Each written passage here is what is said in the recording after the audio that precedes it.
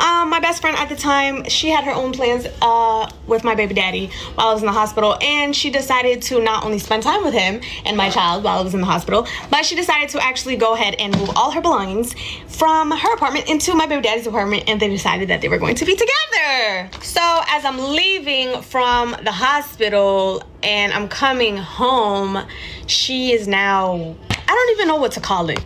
So at this point, along with all the abuse I endured for him, it was time to get an exit strategy together. So he came up with the bright idea that he was going to force me to write a suicide letter, and then he's going to force me to take all of my antidepressant medication at the time. And in his hopes, he thought that it was going to make me. But by the grace of the God that I serve, my Lord Jesus Christ, I'm still here. I was living in Atlanta at the time, so thankfully, somebody broke into his car and he had to go to the garage to figure out what was going on. So the opportunity that he went to check on the car and Shorty was taking a shower, that is the opportunity that I took to get the from round there. No clothes, nothing. I'm telling you, to this day, I literally had a firefighter DM me on Instagram a couple of years ago that came to this call to get me, because when I ran out butt ass naked into a Costco. Butt ass, I'm talking about booty butt naked. But I didn't care about being naked. I just cared about leaving that apartment and being alive and getting help. I couldn't leave with my baby because I knew for a fact if I left with my baby, he would have shot me. Now, I know that sounds crazy, but I know for a fact if I would have left with my baby, there's nothing on the face of this earth that man loved more than I don't know what, but that little girl that I had. And I just knew, get yourself some help and then come back and you'll be able to get your baby. My best friend started dating my baby daddy. That sentence alone would have been enough to destroy most friendships. But in this story, the betrayal did not end with an argument, blocked phone numbers, or two women fighting online. One woman said she was beaten, strangled, controlled, and forced to run for her life. He's drugging me. He hacked my Instagram. He was pretending to be me selling the page. This is a screenshot of a post that he posted, and people were actually sending him money just simply thinking that they were buying the page off of me. And on top of that, he left my PayPal balance thousands of dollars negative, not to mention what he did with my credit score and a whole bunch of other stuff. This is how I look like after he strangled me, to the point where he permanently damaged my vocal cords to the point where I still can't sing the same. He choked me out so bad I pissed myself, and then he at gunpoint forced me to drink my piss on some R. Kelly stuff, and R. Kelly was a mentor of his when he was younger. This is another picture of what I looked like when I escaped and he was trying to kill me. The other woman ended up dead inside the man's family home. And the man connecting them both was Justin Wright, a music producer who had publicly bragged about his violent past only weeks before he killed 20-year-old Wilanna Bibbs. Yeah. What the hell you had with? Listen, if you really know the background of who Jay Wright is, I'm really a criminal trying not to be one. I'm so honest about it. Like, I've been arrested for 26 violent felonies. Oh my God. All violent. Who are you fighting? Everyone. I love to fight. It's my favorite thing to do. That is my problem. And I'm one of those people that really stand on what I believe in. Light-skinned person, because they No, I'm know not. you trying to get dirty. Listen, I am light-skinned with dark-skinned tendencies. Okay, I got you. I don't act nothing like anybody else that look like me. I like to fight. I do all bad things on accident, but it's because I stand for. On Mother's Day in 2021, Wilanna tried desperately to reach her mother. She called me about 4 times in a row, like back to back to back to back. She called once, then again, for calls one after another. Her mother, Cassandra Bibbs, was working and did not see the calls in time. Wilanna had already sent her a Mother's Day message telling her she loved her, appreciated her, and wanted her to call back. Cassandra believed she would speak to her daughter later, but later never came. By the time she returned the call, Wilanna had already been shot inside a house in Davenport, Iowa.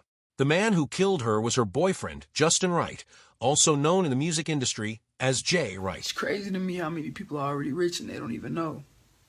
Being rich is not about the amount of dollars that you accumulate. It's about how you live your life, how you treat other people, and the legacy that you leave behind after you go. They had only been dating for a few months. And according to Wilanna's father, the final argument was over just $70. But the $70 was only the final spark. Behind that small amount of money was a much bigger story involving a former Vine star, a broken friendship, a child caught between adults, accusations of severe domestic abuse, a struggle for custody, a secret relationship, and two young singers pulled into the world of one controlling man.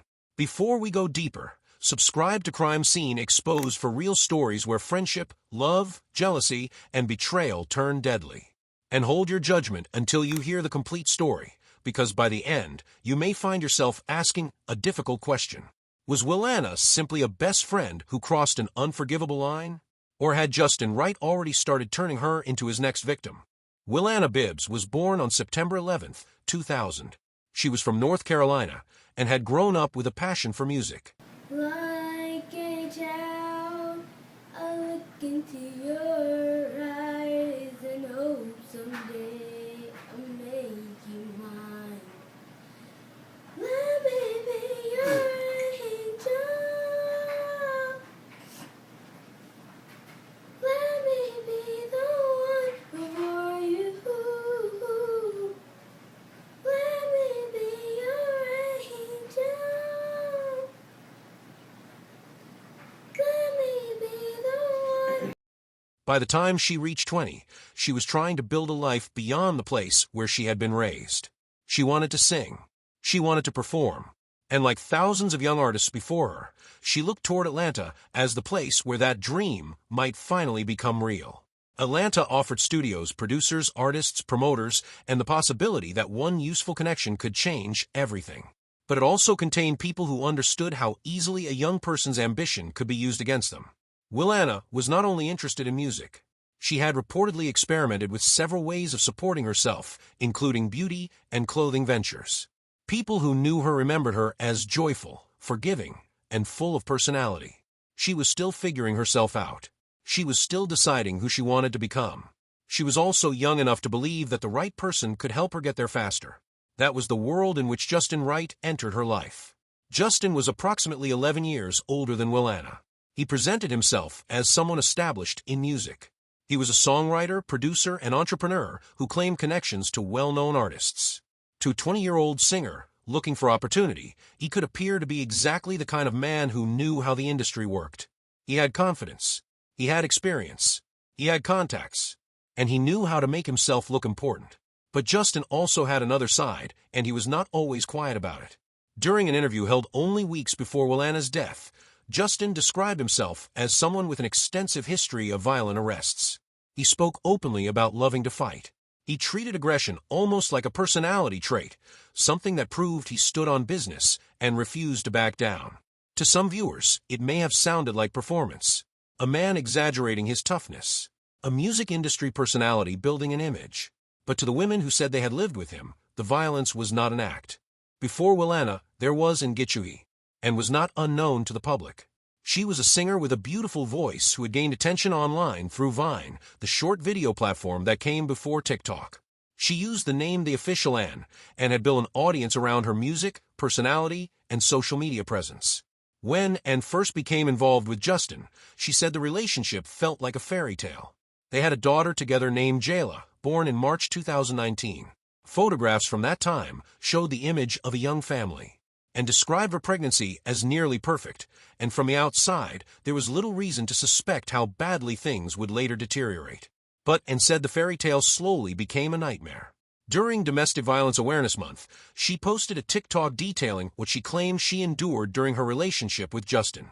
The video attracted millions of views across social media because the allegations were difficult to hear, and showed photographs of injuries. She showed herself wearing a neck brace.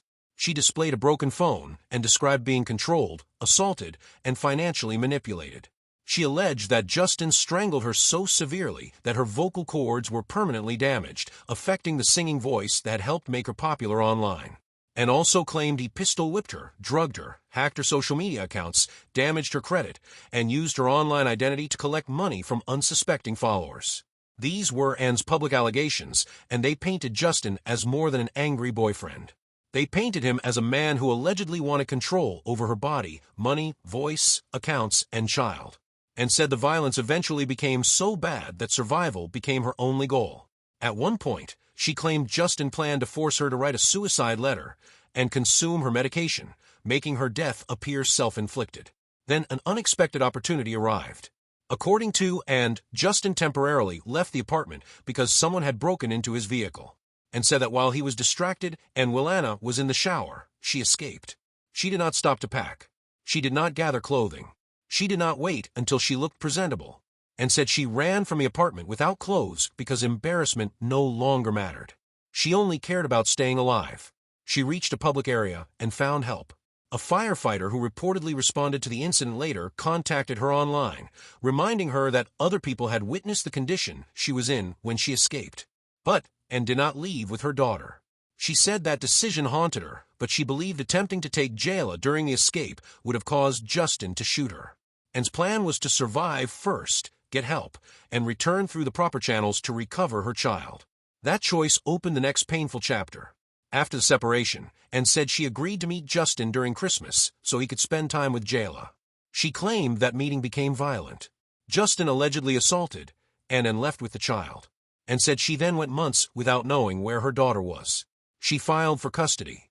She tried to rebuild herself. She returned to music, and while she was working in a studio, she met another young singer. That singer was Wilanna Bibbs. Anne and Wilanna became extremely close. By Anne's own description, this was not a casual friendship. They spent time together constantly. They traveled together. They worked around the same entertainment spaces. For a time, they reportedly lived together, and described Wilanna as her real best friend, the kind of person people expected to see beside her wherever she went. Wilanna knew and was fighting to regain access to Jayla. She knew and had history with Justin, and at some point, Wilanna became directly connected to both of them, and said Jayla needed her hair styled for a birthday celebration, and Wilanna agreed to do it. That was reportedly how Wilanna met Justin and Jayla.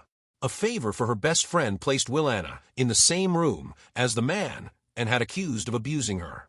Soon after that meeting, something changed. Wilanna and Justin began spending time together. Then they started dating. Imagine learning that while you were trying to recover from abuse and fighting to regain custody of your daughter, your best friend had begun a relationship with the same man. Not an ex from years earlier. Not someone you had moved on from peacefully. The father of your child. The man you said had beaten and strangled you. The person you were still afraid of. And said discovering that Wilanna and Justin were together caused her to experience a mental breakdown. She began receiving or seeing photographs of Wilanna with Justin and Jayla. Images showed Wilanna behaving almost like a member of the family and believed had been taken from her. Wilanna wore items and recognized. She spent time with Anne's child. She appeared beside Justin in photographs while Anne was still trying to understand how her best friend had moved into the life she had just escaped. Some will say a real friend would never date her friend's baby daddy. Others will go further and say that dating the man was especially cruel because Wilanna allegedly knew about Anne's abuse. And Anne's later allegations made the situation look even darker, and claimed that while she was still trapped inside Justin's environment, Wilanna became more than his new girlfriend. She alleged Wilanna helped him keep her inside the apartment, and said Justin assaulted, controlled, and humiliated her while Wilanna was present. She alleged that Wilanna sometimes appeared to participate in the mistreatment or failed to help her when she was suffering, and also claimed her daughter witnessed some of what was happening while still very young. Those allegations caused outrage online. People asked how one woman could watch her supposed best friend being abused and still remain with the man responsible. Some accused Wilanna of helping Justin torment Anne. Others said Wilanna had chosen the lifestyle, the man, and the music connections over her friend. But there is another part of Anne's account that complicates that conclusion, and said that during one frightening moment, something appeared to change inside Wilanna. She claimed Wilanna told her they needed to escape or both of them would die.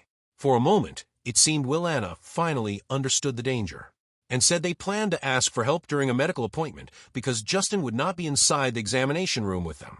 It could have become their opportunity to escape together. But according to Anne, Wilanna later told Justin about the plan, and said the betrayal led to even more violence against her.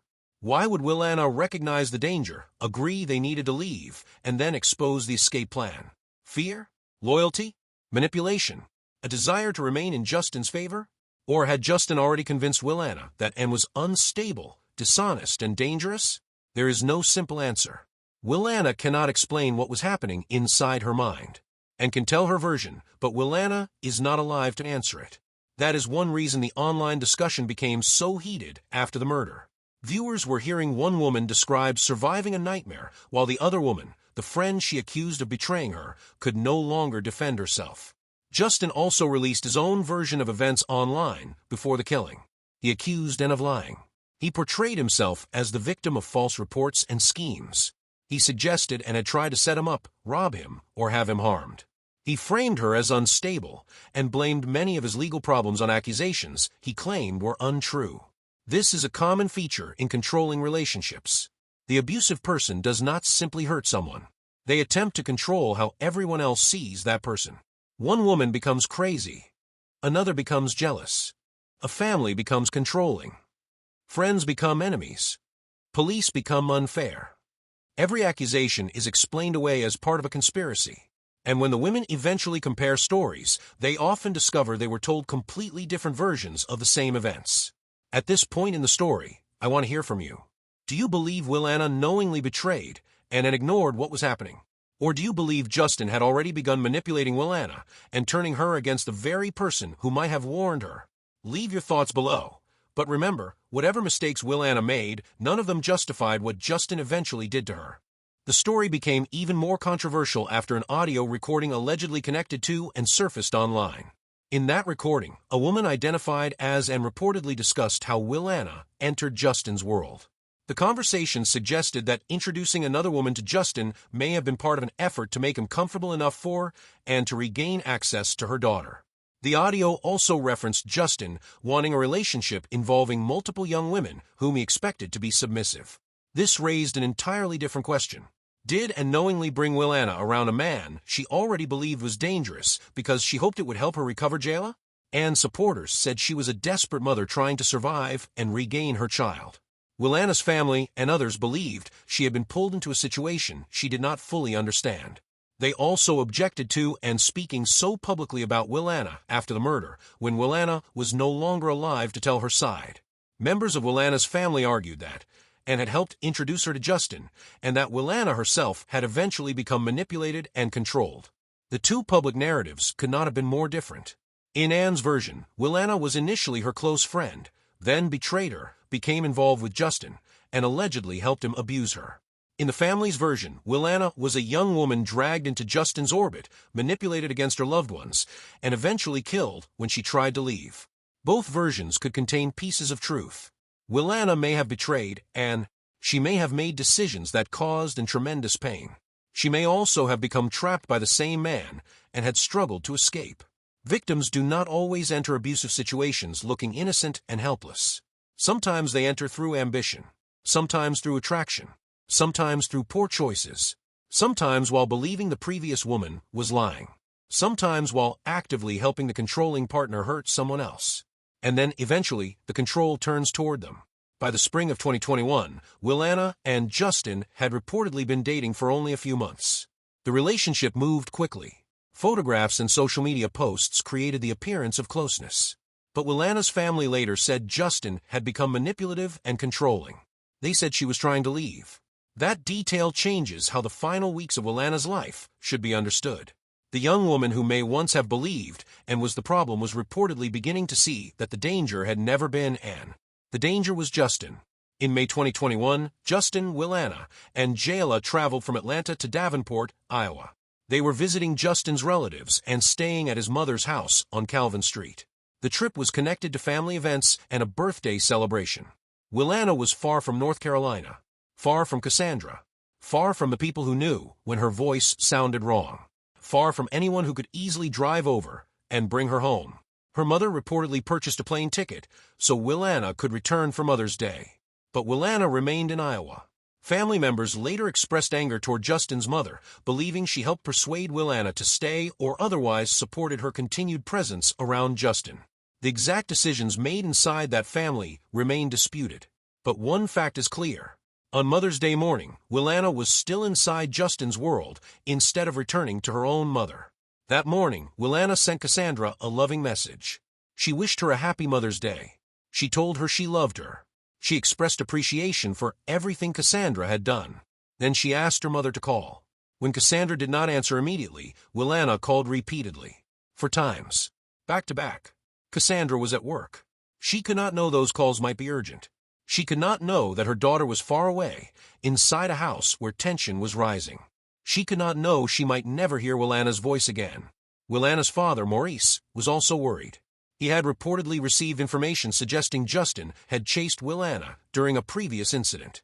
Maurice attempted to contact Justin's mother and expressed concern that the relationship was toxic. He wanted to know where his daughter was. He wanted confirmation she was safe. But before the family received the answers they needed, police were already on their way to Calvin Street. At approximately 1:25 p.m. on May 9, 2021, Davenport officers responded to a reported disturbance. Inside the home, they found Wilanna Bibbs. She had been shot. She was pronounced dead at the scene. She was 20 years old, and later alleged that her daughter Jayla was inside the home when Wilanna was killed. She said the child continued to experience nightmares and speak about what happened. That meant the same little girl connecting, and Justin and Wilanna may have witnessed the final act of a relationship triangle she was far too young to understand. Justin Wright was taken into custody. He was charged with first-degree murder.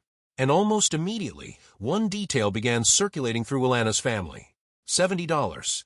Wilanna's father later told the court Justin killed his daughter following an argument over $70. Justin would discuss a different amount during police questioning. He claimed Wilanna had sent him money she owed, mentioning a much larger figure, and trying to explain the financial exchanges between them. But to Wilanna's family, the amount that mattered was $70. A daughter was dead. A mother had missed her final calls. A 20-year-old singer's future was gone. And the immediate dispute was said to involve less money than many people spend on dinner. But nobody kills someone solely because of a small amount of money. The money may start the argument. It may expose the tension. It may become the excuse. The real issue is what sits underneath it.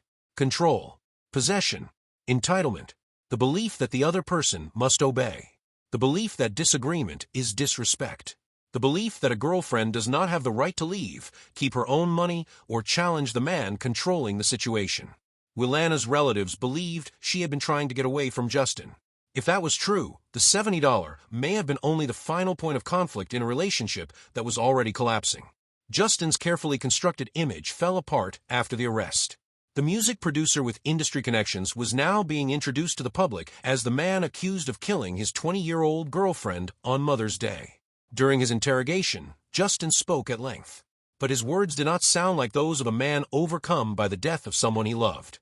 He talked about his family, his daughter, his mother, his legal history, his supposed PTSD, his conflicts with Anne, his money, his plans to leave Iowa. He attempted to distance himself from Wilanna. He described their relationship as brief and complicated. He suggested she was someone he had only been involved with for a short time. He claimed that if Wilanna was in Davenport, it might have been because of his mother rather than him. He accused Anne and Wilanna of being involved in plots against him. He described previous accusations as lies. He redirected attention toward almost everyone except himself.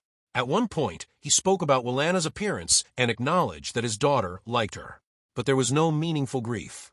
No obvious horror that a young woman he had been dating was dead inside his mother's house.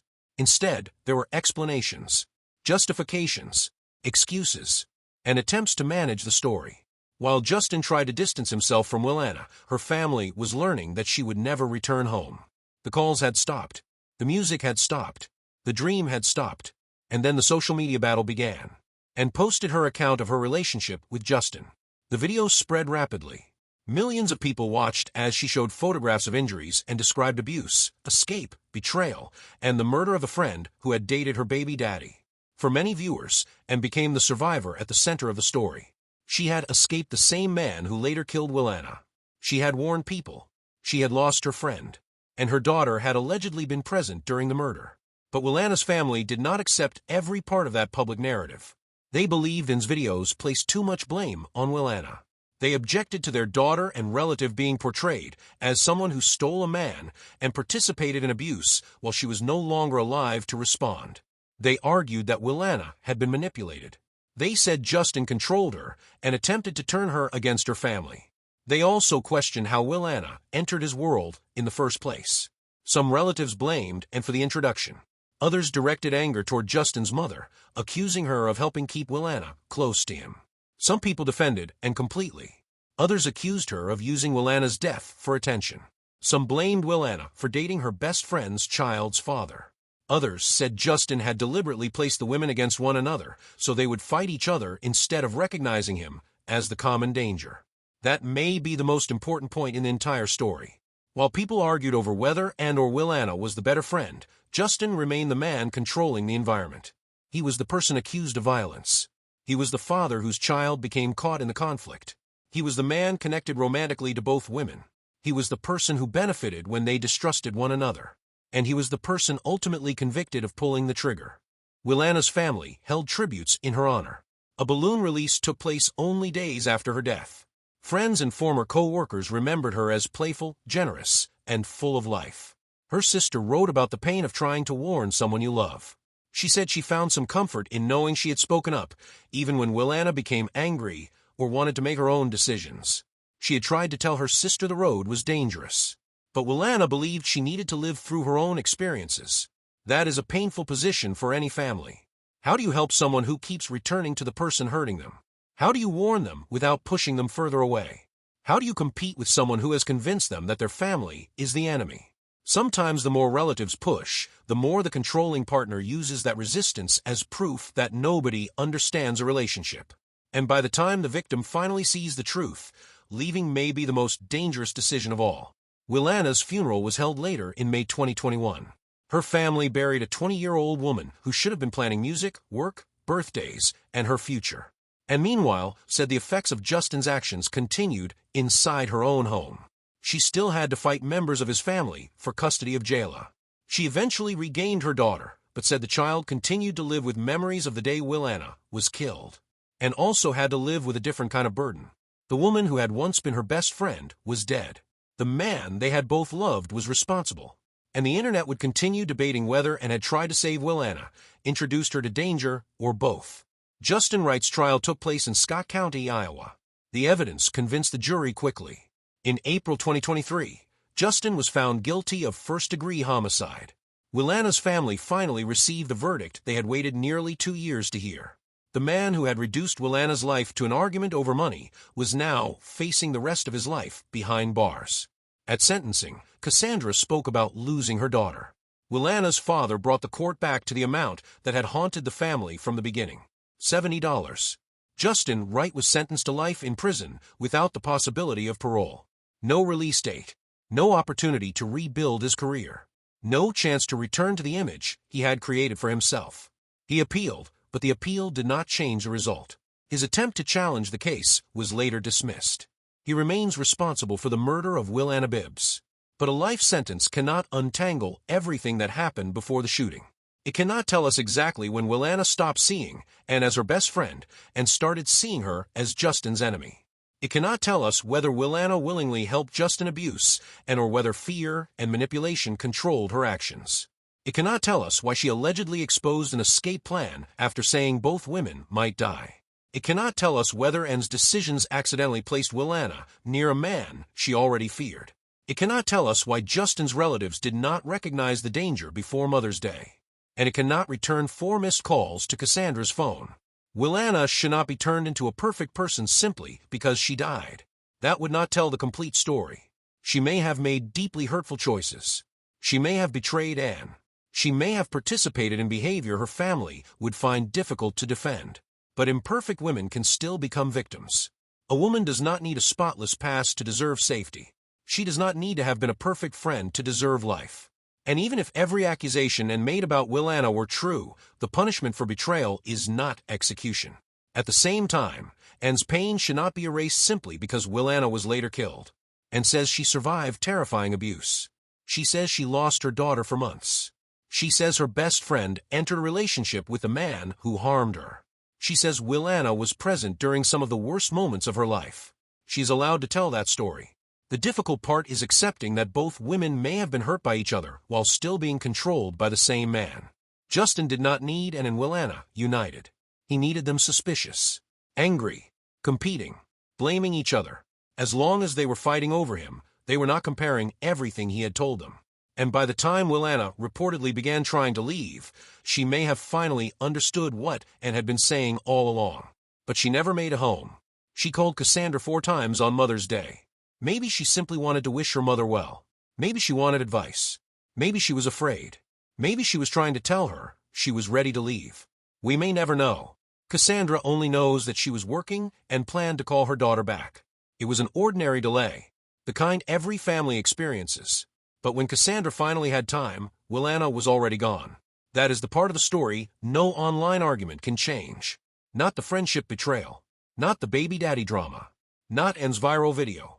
Not the conflicting accounts. Not the $70. A mother lost her daughter before she could return her call. Wilanna Bibbs was 20 years old. She had music inside her. She had plans. She had family members who tried to warn her. She had a best friend who later accused her of a painful betrayal. She had become involved with a man who had already left fear and destruction in another woman's life. And when she reportedly tried to leave that same man, she did not survive. And Gichuhi lived long enough to escape, regain her daughter, and tell her story. Wilanna did not. So now, I want your honest opinion. Did Wilanna knowingly betray and ignore warnings that should have saved her? Was it wrong to allow her best friend anywhere near a man she already believed was dangerous? Or was Justin Wright deliberately manipulating both women, turning them against one another until one escaped and the other ended up dead? And what do you think Wilanna wanted to tell her mother during those final 4 calls? Leave your thoughts in the comments, but keep the discussion respectful. 2 young women and a child were pulled into the destructive world of one violent man. Subscribe to Crime Scene Exposed for more true stories where relationships, secrets, jealousy, and betrayal turn deadly. Wilanna's life was worth more than $70. And whatever mistakes she made, she deserved the chance to come home.